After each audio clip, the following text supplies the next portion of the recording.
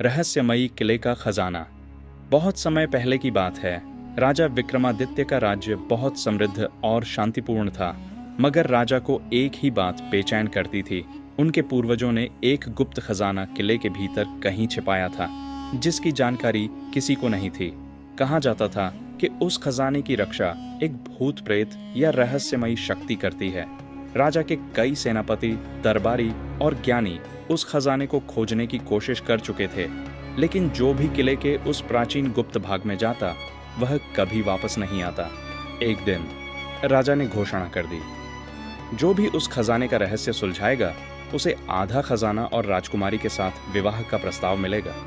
यह सुनते ही दूर दूर से साहसी लोग आए, लेकिन कोई सफल न हो सका। एक रहस्यमयी साधु का आगमन इसी बीच। एक दिन दरबार में एक साधु आया। उसके हाथ में एक पुरानी किताब थी।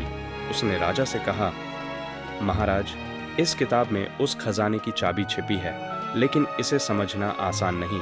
इसके हर पन्ने में पहेली है और सही उत्तर ही रास्ता खोलेगा। राजा ने साधु को अनुमति दी और खुद भी साधु के साथ उस गुप्त भाग में उतरने का निश्चय किया।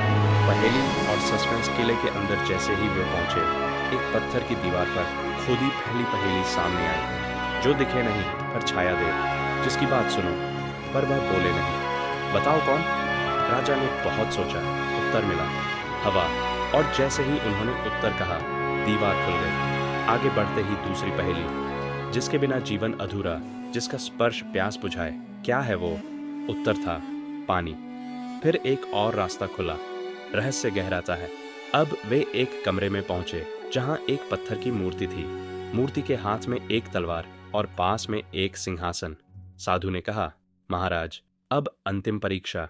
जो तलवार उठाएगा वही खजाने का अधिकारी, पर यदि गलत हाथ लगे तो मृत्यु निश्चित।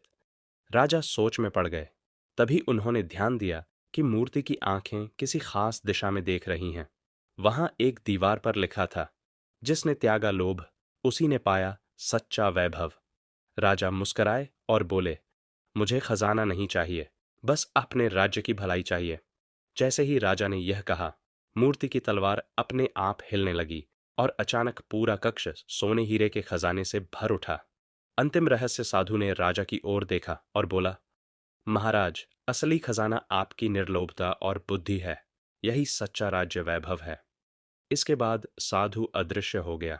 सीख, खजाना केवल दौलत नहीं, बल्कि सही सोच, त्याग और न्यायप्रियता है। अगर चाहो तो मैं इस कहानी का विस्तार और भी ज्यादा रोमांचक संवादों के साथ कर सकता हूँ। बताओ,